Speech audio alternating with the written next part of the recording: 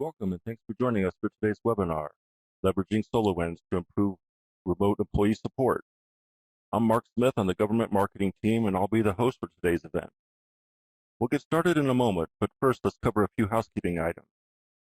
The webcast is being recorded and will be sent out in a few days along with slides. Phones are muted, and participants are encouraged to type questions into the Q&A tab on the right side of your screen.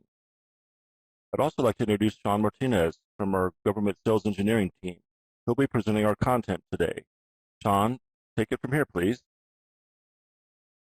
Thank you, Mark. As mentioned, my name is Sean Martinez. I am the Technical Account Manager here at SolarWinds, been an employee here for just over 12 years, supporting really all levels of customers, initially commercial, but also federal government, state, local, and education. So today, like you mentioned, we're going to be talking about supportability of remote systems, or not just remote systems, but remote employees, giving you how, obviously we might have made some business changes in our operations or operational capabilities. So how do we kind of take a look at some of the immediate challenges about not only just kind of getting that visibility, but also kind of responding and actually kind of giving us true projections as soon as possible, because we might have made a significant change in how our infrastructure is being utilized, accessed by our employees, maybe accessed by our customers. So maybe suddenly we have thousands of customers accessing our site daily to see status updates. So how we make sure that whether it is an employee or a customer, making sure that they have the accessibility, the visibility, and the throughput capability of definitely getting all that information accessible to them without having to definitely jump on your doorstep to say, hey, we're having issues, accessing maybe the infrastructure, accessing applications, accessing websites, maybe some of your other data. So how can we kind of, visualize that and, make that accessible? Also, for how do we support these maybe our users? Suddenly we might be limited in our capabilities of travel or traversing to see those endpoint clients. So how are we able to be able to troubleshoot the issues? Suddenly having a printer issue or printer problem, you can't go to that user, that system. So we might have tickets stagnating, but having the capability of seeing what the user is seeing, troubleshoot remotely, and then helping to resolve.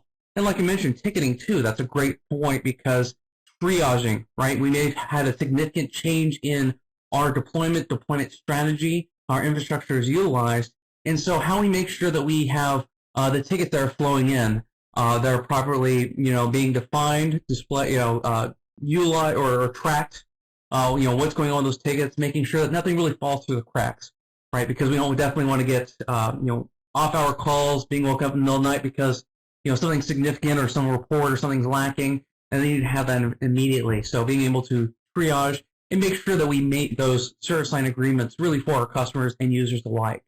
So I'll definitely be talking about those different areas, definitely talking about or showing you the different products, those capabilities through demonstrations. Also give you a lot of resources and definitely cover a Q&A area.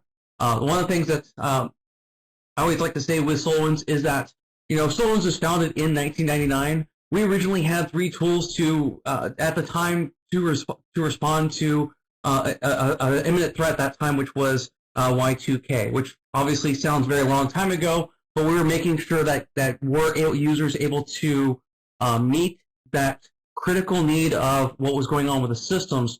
So we started with just networking tools, but we've definitely grown into covering different capabilities in different areas. So started with just 2 people, but now we have over 3,200 employees deployed across the globe. We're not only just, so having the software, but supporting the software as well. So if there is any issue with maybe you're doing deployment, let's say that we need to, some sort of supportability issue, you have the capability of calling in, sending emails, definitely being able to respond. And that's really the reason why we are really well known in the network management area, especially in the systems and a lot of your other IT facets.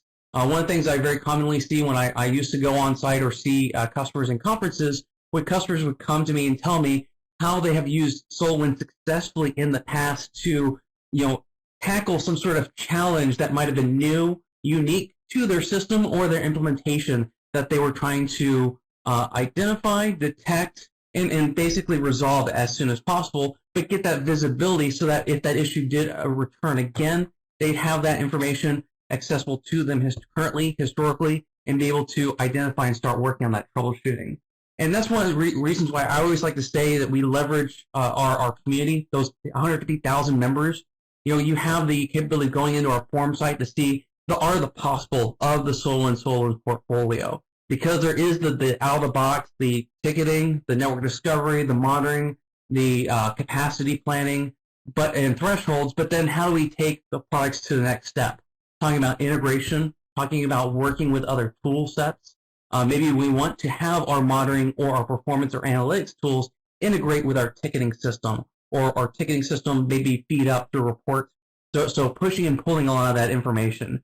By talking about an API accessibility, especially through the SolarWinds tool sets, to leverage our information with other systems. That's the reason why I always mention our forum site's definitely a great resource. And that's the reason why we do have so many different customers, Fortune 500, DoD branches, federal, state, local. So definitely in those, really just all types of capabilities. So whether you have just a standard network infrastructure, server infrastructure, sensors, so monitoring maybe environmental endpoints, monitoring even all the way up to space. So we actually have a lot of different customers that have different criticalities, different needs. And so that's the reason why here I'll kind of be very broad with some of our different capabilities, because every person's kind of responsiveness that we are currently, or you're currently going through right now, is somewhat unique maybe to your infrastructure area, but you obviously need to kind of work through some issues. So that's one of the things that we try to leverage here at SolarWinds, is that we try to build our products to be simple to use, simple to deploy, simple to leverage for not only just identifying, but to detect, protect, respond, so that way we can resolve our issues as fast as possible. So I say it's easy to solve, or easy to see, easy to solve, and definitely pretty ready for you to utilize in the system, because with our evaluation installations that you can utilize, you can definitely leverage it in your infrastructure for any size that you need to, and then just as easily, just run that as your production copy if you do want to run that as a full-time tool. And so that's kind of a great area, is so that you can take one tool and work on that success. And we have a lot of customers that will work on one area like network or just servers, and when they become successful, they then grow and expand into tackling the different areas or different challenges that they might be leveraging after they've initially finished or identified their biggest fault. But definitely that's kind of one of the things in here, is making it simple, powerful. Like I said, we definitely grow with you, so that we can definitely start small or grow over size. You actually have the capability of, maybe we need to monitor 20, 30 systems today, 300 systems tomorrow, 300,000 systems the next year. So having that capability of turning up to monitor tens or hundreds of thousands of devices, being able to centralize, aggregate, report, so that way, we're not having to hire or have teams, staring to see, is it up and online, or waiting for that first phone call to say that, hey, I'm unable to access this tool is slow. We have all the information accessible to us, aggregated, but also as an alertable tool, and then by utilizing our ticketing, definitely to leverage those criticalities. So one of the things that SolarWinds has been, we kind of been making a little bit of changes, but we have been talking about IT operations. But one of the things that we try to talk about is definitely IT operations, and just kind of simplifying the whole mesh of the different levels. Because like I mentioned, when we started SolarWinds, SolarWinds was just a network management tool, but definitely we understood that we are doing infrastructure. In addition to doing application or system performance, there's obviously database or structured data. So we need to see how's the accessibility or performance capability, giving us recommendations in there. And then also IT security, so the ability for us to apply compliance policies. Maybe we are required to be under a PCI, SOX, DODIN STIG, or some sort of other compliance policy system. So by leveraging all those different facets of application or system or network, securing those systems, and then giving us service management. So ticketing, obviously giving us the ability of leveraging or triaging our infrastructure, but also our security capability. Because whether you are, just a network help desk, or you're a DevOps, IT security, or IT ops, a lot of people leverage our tools or different pages or different applications for different areas or different reasons.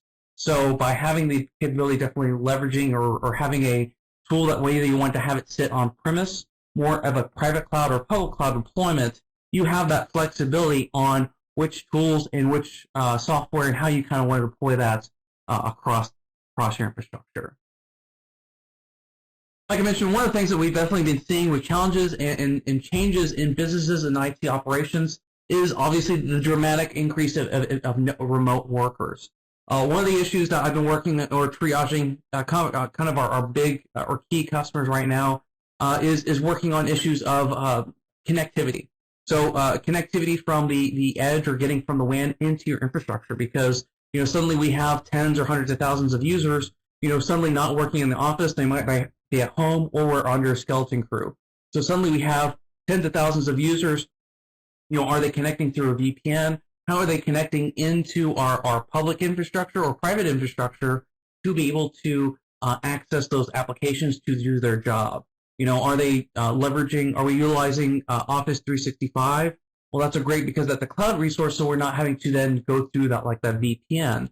However, we're obviously having something on premise. We then need to start monitoring to see, how well is that link accessibility and utilization, because we might need to be then looking at areas of quality of service rules, so that way we kind of packet prioritize what application and how well certain applications are accessing the system.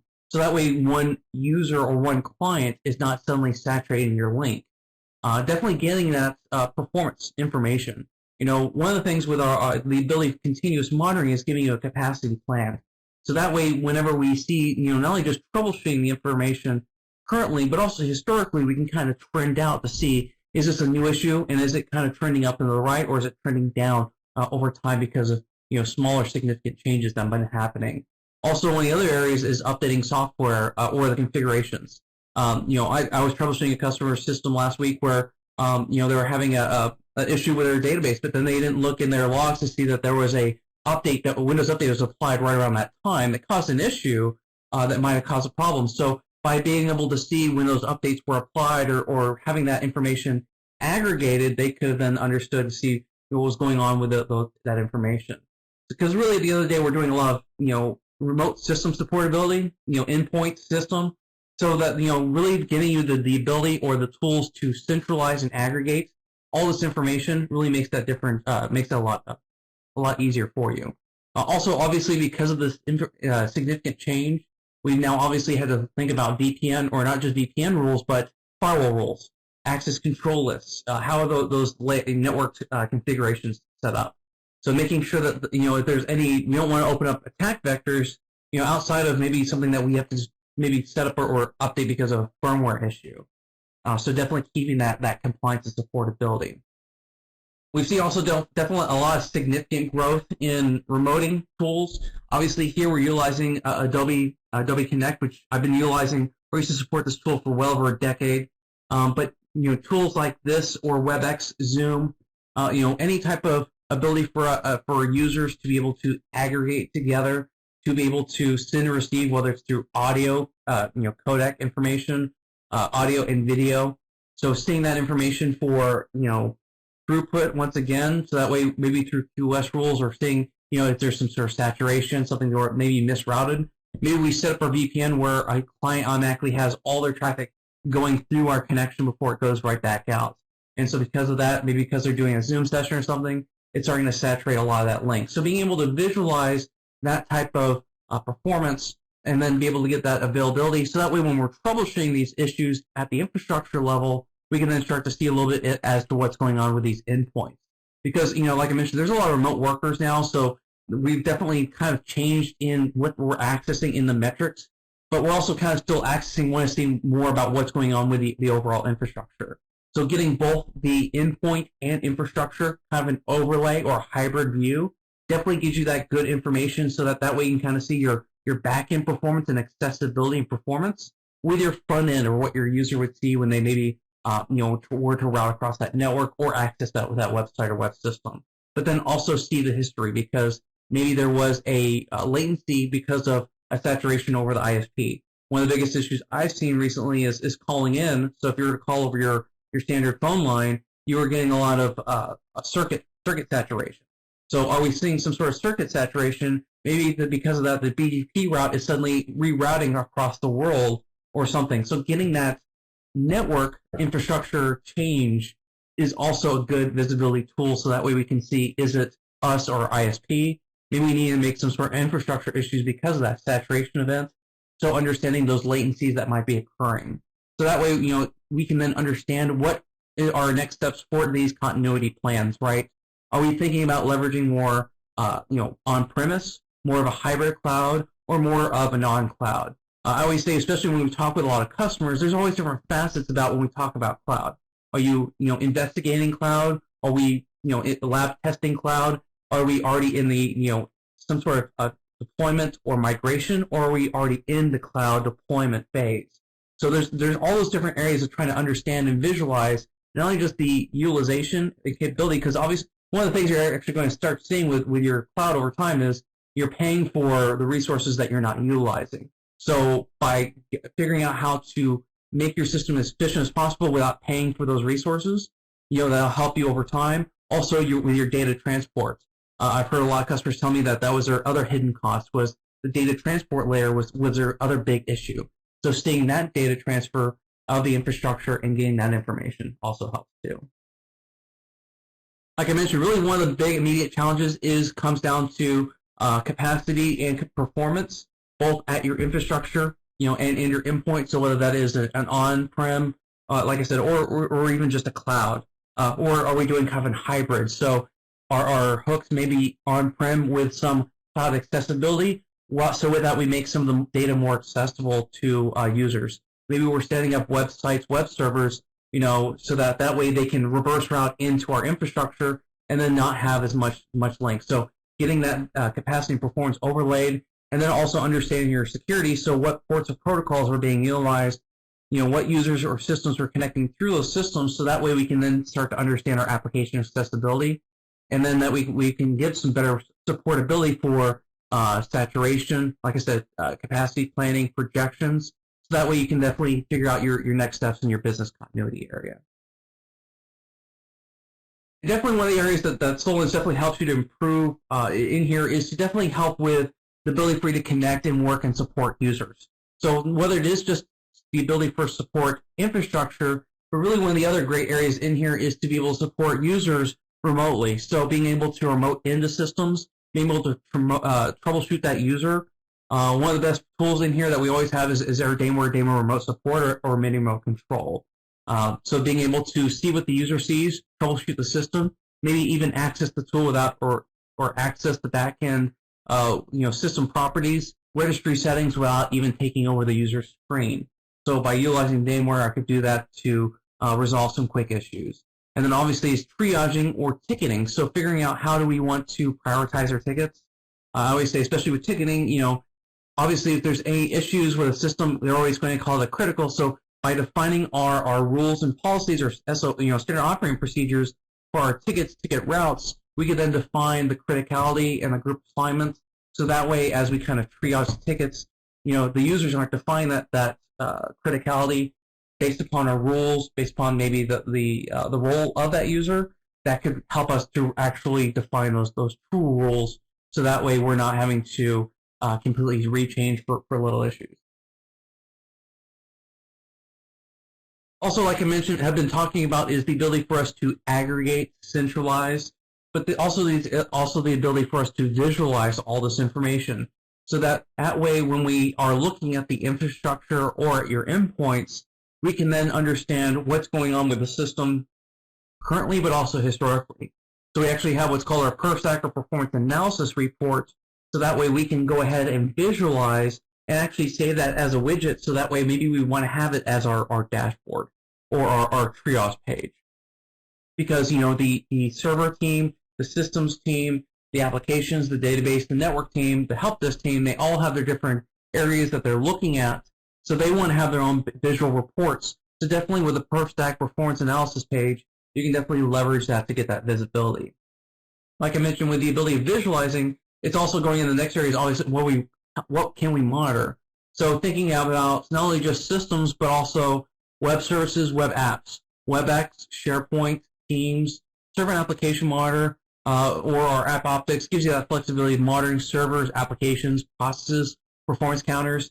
I monitor for API for my folding systems right now. So you can really have that flexibility of monitoring a lot of application supportability and be able to centralize that and report that. Also centralize the performance analysis.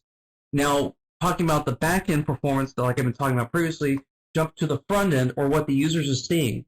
So when the user is accessing that website, web system, are they able to access that website or web server? If the web server is having a problem, what's the problem? Is it a problem with the page itself? Is there a resource on the page? Is there integration on that page that's causing that content issue? 44503, all that information is going to be centralized in addition to page failures. So in case that there is a problem with the website web server, we can see what did the user see. So then once we are looking at our ticketing, we can then see that, hey, this user is talking about a problem, go to web performance product, and then suddenly we can then see, yep, that's exactly what we're seeing on that error page, but it resolved itself because it was having a high loading time. So definitely being able to get that information. One of the other gray areas is also, the VPN or your, looking at your virtual private network performance, especially looking at in the infrastructure level. We have a lot of users that not only just have their VPN apps, maybe like there's some of the open source tools. Really, the real VPN that you have, maybe with the Palo Alto, Cisco ASA. Those have their own VPN systems and clients that you can utilize. And so with that, the network performance monitor actually has native connections in there to support both ASA and Palo Alto for VPN connections, throughput, and users for that supportability. But not only just for infrastructure supportability, going into NetFlow for understanding traffic analysis. Who's utilizing my link? Where is it coming from? Where is it going to? That way I can see source destination systems, and that way I can see when they connected and what were they accessing across the network. And one of the other great areas is also call performance or call quality scores. Like I mentioned, calls have had an issue, especially with saturation, but definitely making sure it's not our infrastructure. But then also, so that way by leveraging maybe with the Avaya call systems and Cisco Call Manager, we can actually look at those call detail records to look at the posture, latency, and packet loss of those calls. That way, in case there was a jitter, high or low octave, fast or slow talking, you can then go ahead and see when that issue did occur. And is it a constant issue, or is it some sort of an intermittent problem? And being able to search those phone calls makes that very capable as well. Like I mentioned, so there's definitely a lot of SolarWinds products that we definitely leverage, or that you can definitely leverage to help improve the employee support. So let me go ahead and go over some of the great tools that we have. One of the first ones I wanted to make sure I touched on was Dameware. The reason why I mentioned Dameware is because, like I mentioned, I need to support my users. Maybe I'm a help desk or help desk manager. I still have thousands or tens of thousands of users I'm supporting, but I can't go to their house, or I can't go to that system, or I'm limited on my accessibility. So how am I able to troubleshoot their printer problem, Outlook problem? Is that ticket just going to sit in the queue? Are they going to have to, go to Office to the web or some other option? Being able to troubleshoot and see what the user sees is by far one of the best features of Dameware, because we can remotely troubleshoot, but also work across latent connections. One of the biggest areas I've been hearing about, one of my couple of consultants or people I've been talking to, is that internet deployment to houses right now is going through the roof, not only for wired but satellite connections, because people have very limited connections. So with Dameware, you can actually work across satellite latent connections, so that way we can compress and see what the user sees, because that 600 millisecond latency that you get with satellite is obviously a big issue with some of the other remoting tools. So being able to actually set that update supportability or a compression level and response time is great for those latent connections. It also gives us the ability for multi-factor. So let's say that we are utilizing a PIV PKI. I have a YubiKey that has a smart card, but I actually have a smart card or common access card, they also call them, for you to be able to plug in a card, type in a PIN.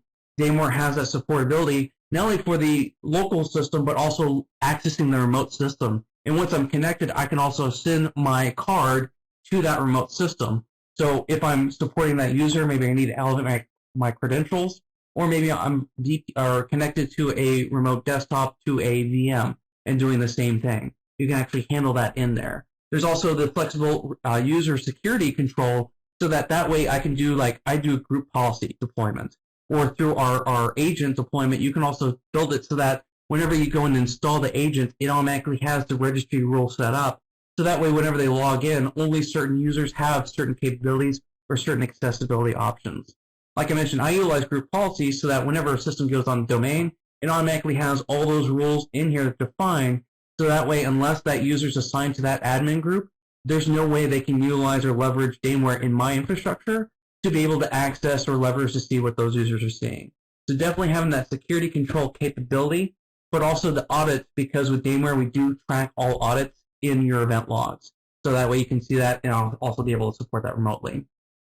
Now, mini remote control so that you can see what the users are seeing.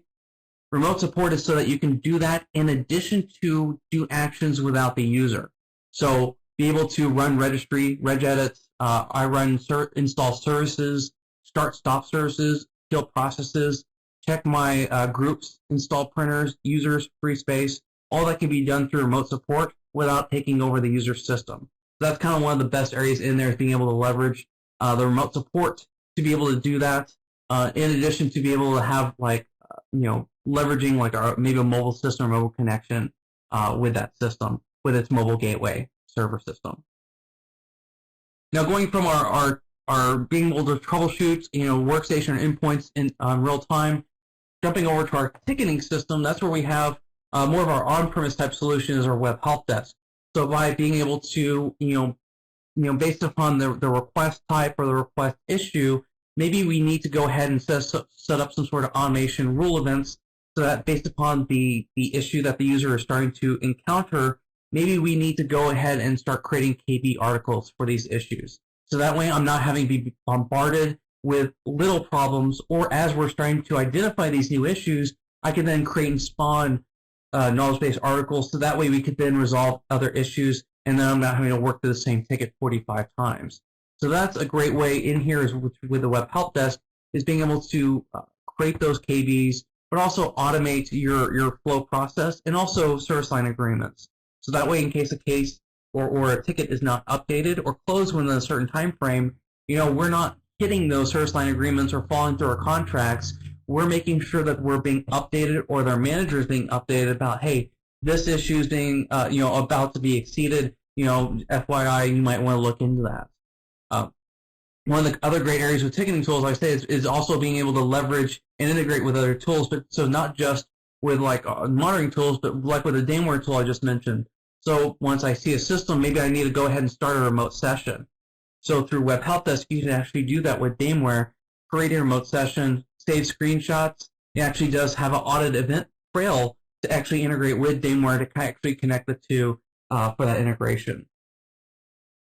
Now, between that ticketing on-premise, we also have a cloud solution. So that's one of the things about SolarWinds is we try to give you flexibility options, so that whether you are wanting that on-premise web help desk or you need a service-based solution like the service desk, you have those tools and capabilities. So this gives you the ability for not only just doing ticketing, but a lot of your incident management too.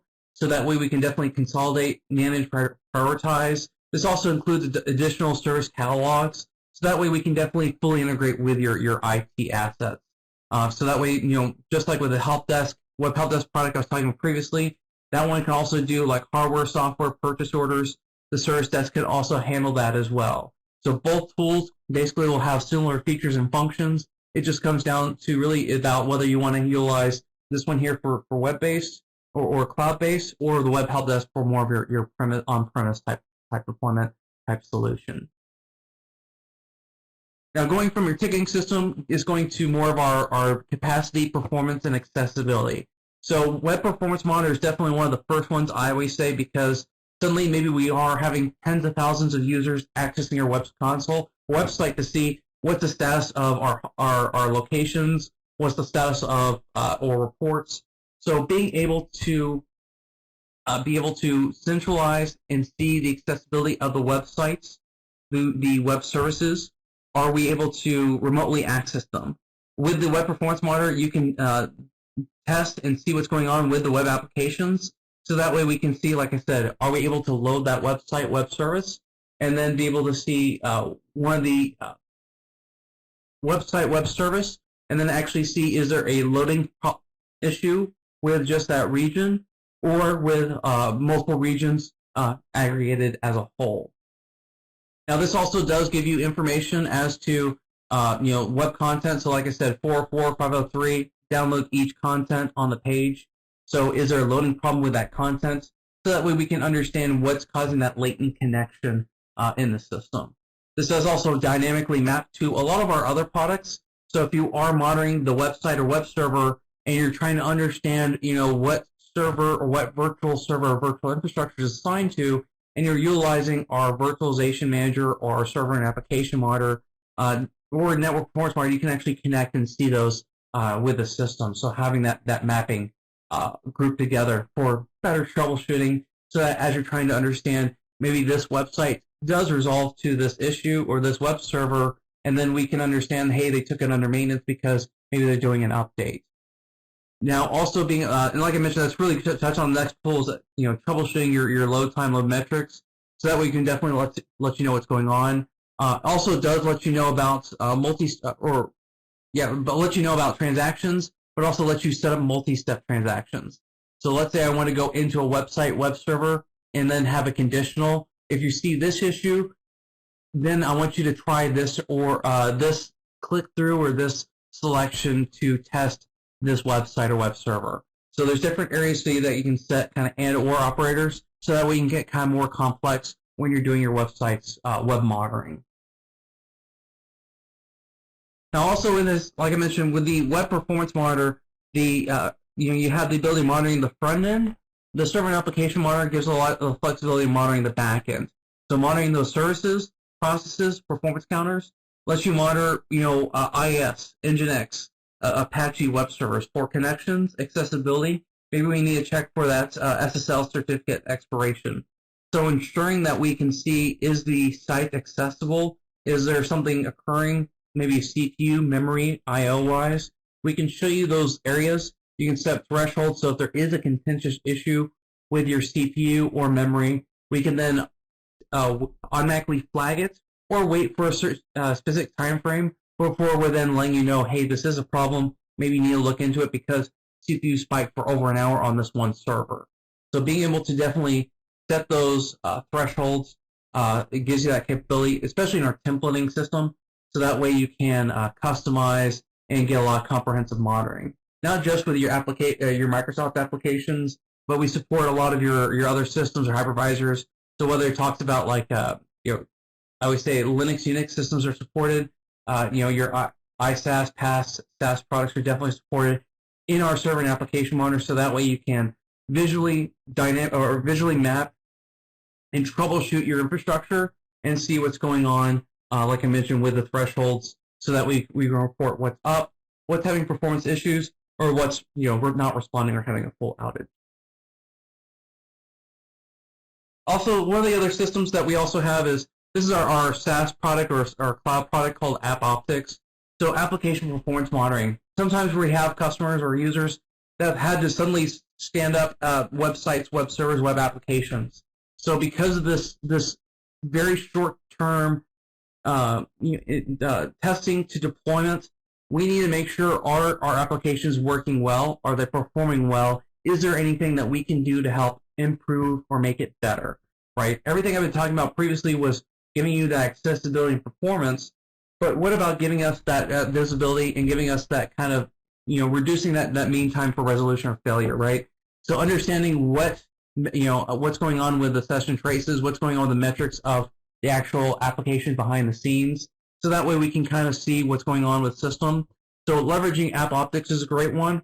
Also, another one is also our database performance analyzer, which is a great one for your structured query language. So being able to leverage that one is a great tool too for, like I mentioned, for SQL data. Now for the network side, we definitely have the Network Performance Monitor. It's one of our oldest tools, but definitely is great for giving you the visibility of your network infrastructure, network throughput, bandwidth utilization.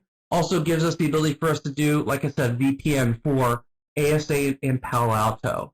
So that way we can see what's going on with the utilization, set criticality or set thresholds. So whenever we see CPU or interface, maybe we see a routing change, we want to go ahead and get those notified or monitored.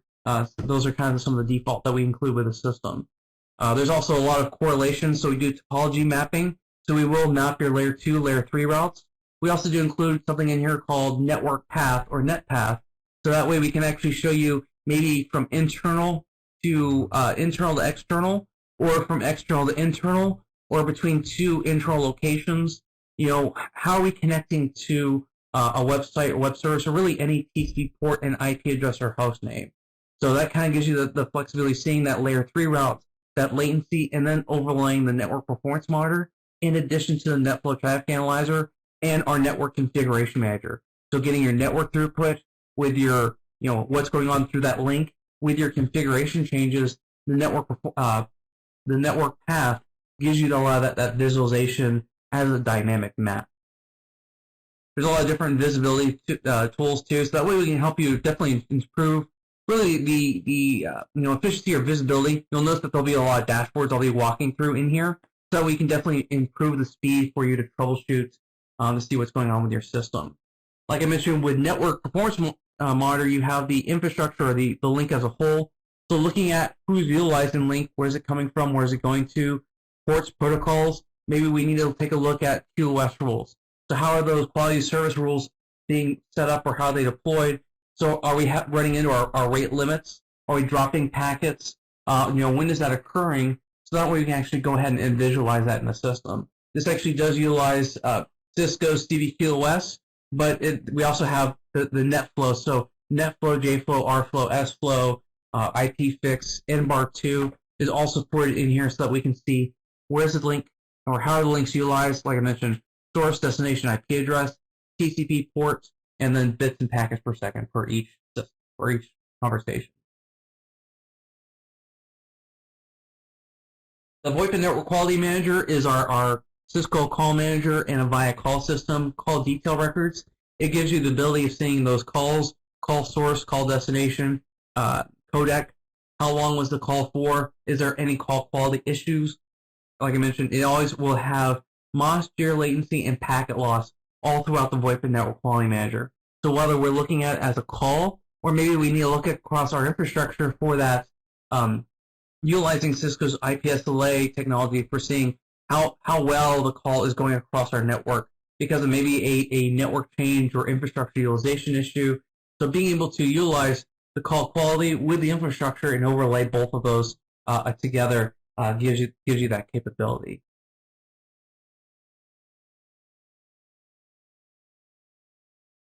Great. So with all that here, I'll go ahead and switch over to our demo. So first off, I want to go ahead and bring up, kind of going in order here for some of the products that I went over. So first off, I'm going to go over into Dameware. Like I mentioned, Dameware is a great tool. I've been utilizing it since 1999, since it was on Windows 98 SE.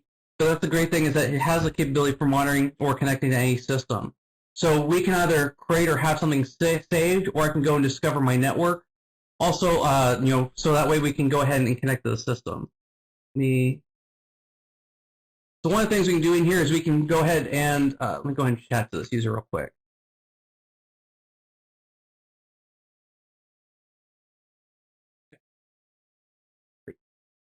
So I just chatted to them real quick. That's actually one of the capabilities in the Dameware mini remote controls, the ability for us to actually chat, not only just when we're not connected, but also when we are connected. That was one of the issues I used to have when I was supporting in the help desk was, let's say that we would have an issue with the user at that time, seeing what was, or a user, we drop their phone call, and then one of the things that we do is kind of rush over to our screen, to bring up Notepad and say, hey, call you in just a minute, or what's your call information. So being able to, connect and send that chat is a great supportability tool. Here's one of the other areas in here. There's a full bar, so that way, let's say I'm trying to do something, but the person keeps moving their screen. I can actually lock their screen, lock their keyboard and mouse, so that way, because of maybe the latent connection, they don't understand or realize, hey, that's a 2-second delay. Anything that you do is causing me an issue. So go ahead and just remove them from the accessibility. There's also a view only. You can also have multiple people connect to the system. So if I was to have another tech attempt to connect to Dameware, they would actually ask me for a request, and then I could go ahead and say yes or no. They're allowed to connect and see my session. But once I did disconnect, it would also disconnect that other user. There's also a great other area in here, and this is something I use almost all the time, is the ability for us to send and receive files. So let's say that I need to, go ahead and send and receive a file. I can actually just take a file and drag and drop it on the window screen, and actually took it and moved it over here to the system. So it actually does save it into Windows directory. But the good thing is that you can see here, and this is default, but you can have it so that depending upon the source system, it goes into its own folder. But also through the agent settings, you can also disable this function completely. And that also goes into one of the other areas, like I was mentioning, was that capability for us to set up security settings. So there is the agent, so that the little agent icon is hidden, but also how do we connect? So all these little agent settings, agent information, there is a Dameware security document I created about 4 or 5 years ago that's available on our Thwack page. So in case you do have any questions about, how do I set up this so that, the user has to be, locked or logged off before they are allowed this connection. Maybe we have to do a prompt, like I mentioned, disabling that simple file transfer.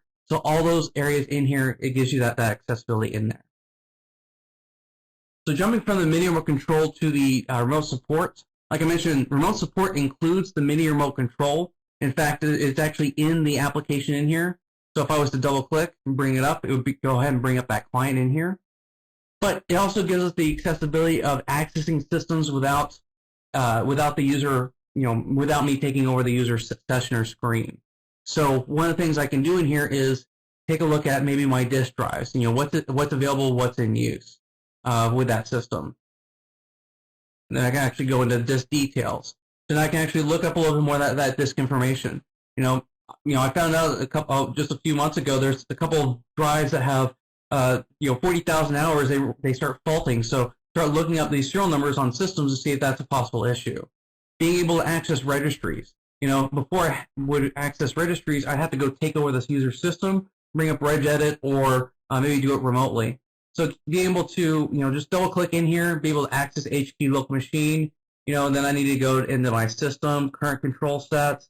Maybe I need to go modify their services because they're having a problem with a service. So I can do all that troubleshooting in here, the delete modification from this screen in here. But let's say that we also need to do anything like elevate our user privileges. There's also the ability for you to set a log on so that whenever you are connecting, maybe we have our standard user and our elevated privilege. You could set it so that you're always connecting as an elevated user, so that way it's automatically using your accounts properly. One of the last ones in here, a couple of customers asked me for, is the ability for you to do like custom tools. So there's actually the ability for you to do, like I did a custom one to Notepad++. So whenever I bring it up, it automatically opens, it says, do you want to create a file? And it creates it with a file system name. So that's kind of one of the flexible capabilities you can do with the remote support, is bring in other tools or connectors, so that way you can leverage this to work with other applications and have that supportability. Because like I mentioned, if I want to see maybe this processes, maybe I do need it to install a service, all these can be done from the Dameware remote support system. Okay, great. So jumping from Dameware, going over into the Web Help Desk. So the Web Help Desk, like I mentioned, is our ticketing tool or ticketing product. This is our on-premise solution. Unfortunately, I don't have our demo link today for our web one, but our cloud one, our service desk. But this one here I'll be going over today is just the Web Help Desk product or tool. Really, both of them really work in the same function or feature. So I'll get back in here. Great. So really the biggest thing in here is for us, I always say, is the ability for us to support tickets or triage tickets. So let me jump over actually to our users. Because at the end of the day, this is really what we're trying to do, is make our request as easy as possible for when our users submit our request, so that our help desk can obviously triage better. So with our Web Help Desk, one of the things that we can actually do is, as we are doing a IT request or some sort of request in our system, we can actually have it so that there is the ability for us to have custom fields, custom drop-downs. Maybe there is maybe there's a problem with a system that we need to do some sort of supportability. So if there's a problem with as we actually are setting up these requests, you can actually have a frequently asked question. So, maybe there's a wireless access issue. So we can actually have the frequently asked question included in the request type. And this actually leverages, like I mentioned, the KB system. So creating or linking from your past tickets to actually create these frequently asked questions is a great tool, so that way we can then, we don't have to respond to the same type of ticket 45 times. Once we see it 2 or 3 times, create that KB. Once it's been certified by whoever in the team, then it's published to everybody or maybe internally. And so that's one of the other great areas is role-based access for those frequently asked questions, because maybe we need to have our own, IT local versus maybe what's public and available to the other users, maybe because of other areas. One of the other great areas in here is the ability for users to look at their ticket history. One of the other biggest issues I had on call-ins was not only just locked out users, but customers always calling me about what's the status of my ticket. So being able to go to their ticket history, so that way they could say, hey, I want to see what tickets are assigned, which ones are open or closed, and being able to cancel that ticket or reopen the ticket. It gives you that flexibility in here, so that way they can see all those actions. There's also the ability for them to do approvals, so that way, let's say that we're having to do this remote support, but also having to do, requesting for procurement or items or asking for new things or areas. You can actually build it so that your clients have the ability to do a request approval, so that way your IT managers don't have to have a technician account to leverage the request system. They can actually just be an endpoint client to just do that approval. Like I mentioned, there's also the frequently asked questions, but also public messages. So like I mentioned, if we're taking down the web server web system, we don't want customers to leverage a bunch of tickets on us. We actually have a mass message here, so that whenever they're on the request area, it'd have a yellow bar say, FYI, web server will be down, mail server will be down between these hours. So that way we can actually, notify them right then without having them to, pile on tickets for things that we already know about. So moving from the ticketing system, I'm going to go into our system, our Orion Console. So this is actually with when we talk about like Network Performance Monitor, NetFlow Traffic Analyzer, Web Performance Monitor, Server and Application Monitor. Now this is actually one of the screens actually built for a customer last week or a couple weeks ago. But this kind of leverages the idea or the capability of what type of visibility do we want to have in the system. Do we want to leverage maybe visualizing our own reports, or do we need to leverage and have visual of external sites and external tools? Because what sets of eyes are going to be seen on these dashboard screens? And that's also one of the other areas in here is setting up role-based access, because you'll have your network team, your NetOps, your DevOps, your security team, maybe your applications team, maybe your help desk team, management team. So each one of those might have different dashboards, different views, but then they might want to have different accessibility functions. So here, let me reset the page.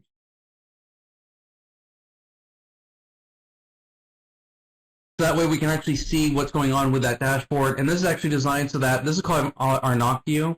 So that way I can see maybe that that page in there with external resources. Here we can see WAN utilization, active alerts. So that way we can kind of leverage and see what's going on with those systems for more at a glance view, but also jump in for more historical information. One of the first ones I'll make sure to go in here is the web help desk. I'm sorry, not the web help desk. Is the web performance monitor. So in the web performance monitor, like I was mentioning with the system, the web performance monitor is giving you the ability of seeing what's going on with your front end websites, web servers. With this system, this works is that you set up a recording. So say that I want it to go to a page. I wanted you to go on each page, click through these links, or type in text, or click through certain details. And as you're going through it, I want you to verify text, verify images, or download a file. So you actually have those functions in here, so that if there is if a certain field doesn't work, if a certain resultant doesn't work, we can then flag it as an outage or as an issue, or you can set more conditional rules so if there is a problem, maybe we need to go back a little further to figure out what type of problem it is. But here we can actually see, this is actually showing us, how long it took this whole site to load. So it's saying that this page took about 3 seconds. We can actually go, or for all the pages, so it was about 3 seconds. But going into each page individually, we can then take a look at what was the resources on that page, not just each little image, JSS, CSS, JS file, GIF, PNG file, but also getting you a screenshot of the system. So that way we can let you know, like I mentioned, if there's an error, what would that screenshot be in the system?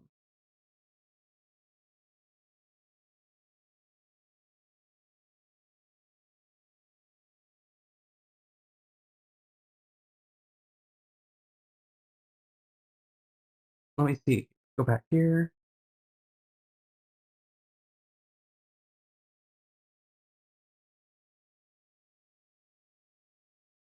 So now let me find one of the ones that has an issue real quick. Yeah, these are a little slow.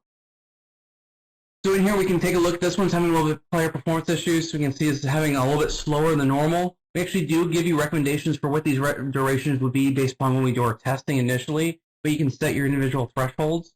And like I mentioned, this actually does show us the duration historically. We also do give you an overlay. So if we're looking at multiple pages, which page is slower than others? Is it your authentication wall page? Is it just after the authentication page? So that way you can figure out which page do we need to start troubleshooting in the network or in the infrastructure. And then, like I mentioned, by deploying or checking these from different locations, is it a global problem or is it more of a regionalized issue? Here we can see Japan and the data center is having more of a latency problem, whereas Brazil and the East data center is not in the system. So then we could jump from that player's location to then see what's going on with this system, really with this transaction here, to see is this more of a short-term or long-term problem, and then having all this accessibility in here.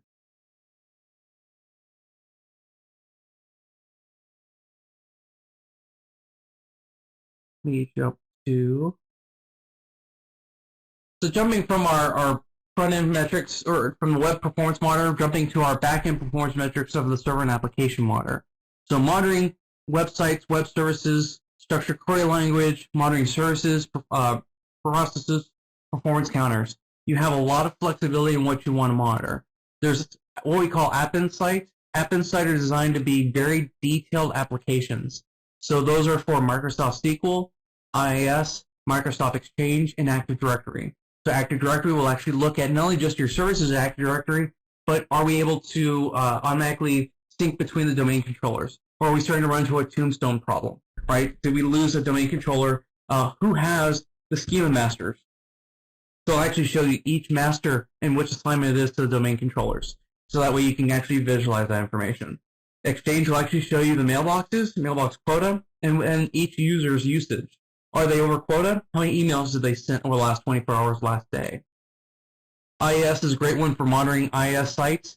So letting us know, is there a website web pool, IIS certificates, binding issue, all that will be visualized. Connections, how many users are connecting, so all that will also be included. SQL is a great one because, especially with your SQL, I always say you run into two types of users, your database architects and engineers, and your keep the lights on people. So by being able to visualize both of those visibility, so that way by having your thresholds, we can then see is an issue where I can possibly remediate very quickly, or is it something I need to escalate to my DBA, architect, or engineer because of a systemic problem? So by being able to go into the database, take a look at the database performance issue, see things about like, did we back up the database when it was last backed up to, what was the drive it was assigned to? All that information is automatically correlated and structured in here, so that way we can take a look at that space in that system and take a look at those drives. And here we go back to the database. So here in the database details, like I said, it has last backup, high availability, disk I/O, so it links it back to the actual volume for I/O utilization.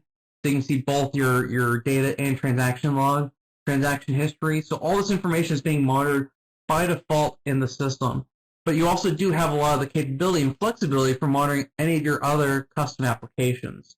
So let's say that we want to monitor custom web services, web apps, monitor any custom, maybe we do a custom or a custom monitor or PowerShell or other script.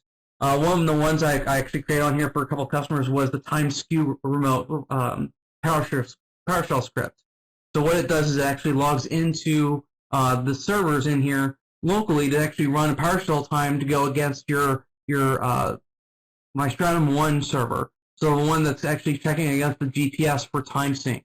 So if all of these servers start going to time skew, you start running into issues of authentication issues for all those. So by being able to see that, here, we can actually see that in the system. And then if there's a problem with maybe multiple servers, maybe it's because it's all tied back to that host.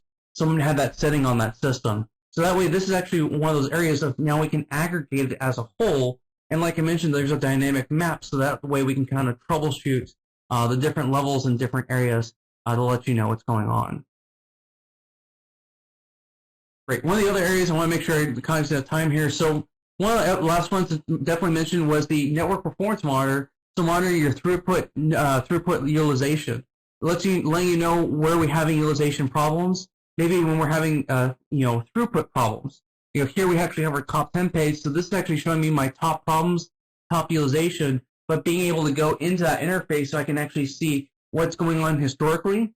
In addition to with our server now, or our most recent update, we now have that real-time data. So whenever you go into your interface or your CPU or memory with SNMP, we'll actually start monitoring that system in real time. So here, without doing much work, it's actually letting me know right now what is this percent utilization right now, just at a glance here in this chart, and then we have all the historical information. You can also see it brings in my configuration from the network configuration manager. So now I've centralized all this information. So now I have very actual information from this information, so that I could see that there is there's a service policy that's configured on this system. So if I needed to, I could jump on that device or on that system and then start changing those QoS rules, QoS policies.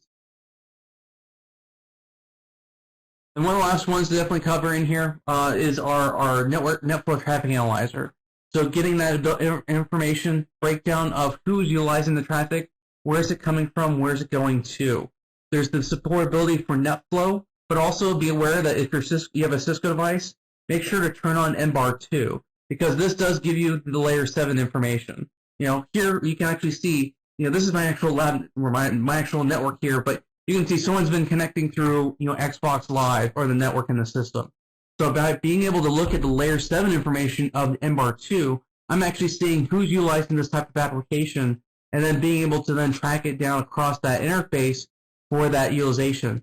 So I can then look inside the infrastructure to see where's it coming from, where's it going to, transmitters, receivers, and then we can look at that across all that traffic utilization. So we can see here there's some endpoints. And we can see the endpoints. It's mostly sending all the traffic to this one endpoint in here. And that's the good thing, is we can see both the source and the destination across these endpoints. Yeah, and then we can even do a lookup across DNS if we need to, modify or enter the host, and then be able to search all this. There's also an alert system, so let's say that this was to show up as a top application. I need you to be an alert. Or if this disappears, it'll no longer be an alert. So you do have all that flexibility to not only just go in and investigate, but also create an alert from those issues that you do identify to then be generated as an alert here on the page. So I know we ran out of time here, but I definitely want to make sure that like I said, there's a lot of information, a lot of areas in here.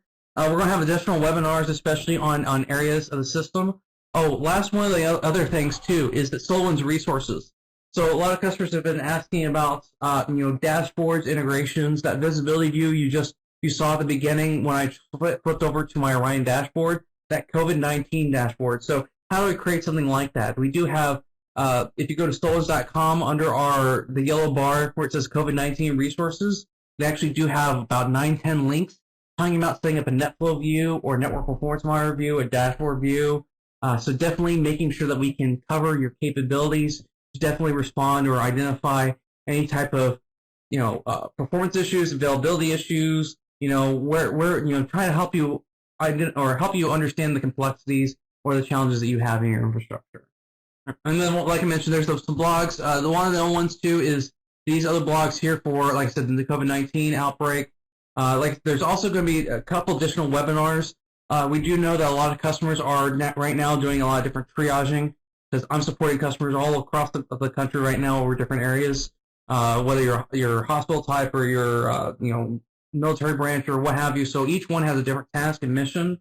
So if you definitely do have a scenario, a lesson learned or something, definitely ask, let us know, because we do have a lot of resources available to you in case you have any questions or problems.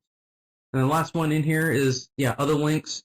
Yeah, we have lots of links and information. Just be aware we also have a lot of videos in case you do have any more questions about like how to set up and deploy these tools. Like I mentioned, everything you saw today has evaluations, so that way you can download and just deploy and install today if you need to.